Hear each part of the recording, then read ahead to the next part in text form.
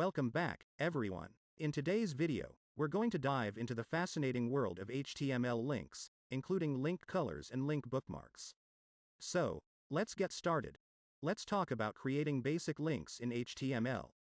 To create a link, we use the tag, which stands for anchor. Within the opening tag, we include the href attribute and specify the URL we want to link to. Then, we provide the text that will be displayed as the link. By default, HTML links are underlined and displayed in blue. However, you can customize the appearance of your links using CSS. For instance, you can change the color of the link text by applying a CSS rule to the tag and using the color property. Now, let's talk about link colors.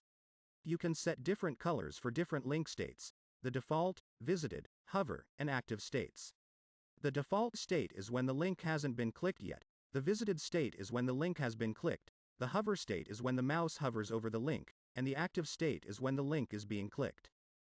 Here I have added font size to 50 pixel with text color as red. Now when we have visited the link, its color will be changed to green. When I'll hover over my text, then the color will be pink at that instant. And when I'll click on the link at that time, text color will be yellow. Moving on to link bookmarks. Link bookmarks allow you to create internal links within the same page. Let's say you have a lengthy article, and you want to provide quick navigation to different sections. You can assign a unique ID to each section using the ID attribute, and then create a link to that specific section using the href attribute with a preceding hash. Here I have created two paragraphs with the ID of para 1 and para 2, which contains the heading of this is para 1 and this is para 2. Then I have created two links referring to the IDs of para 2 and para 1.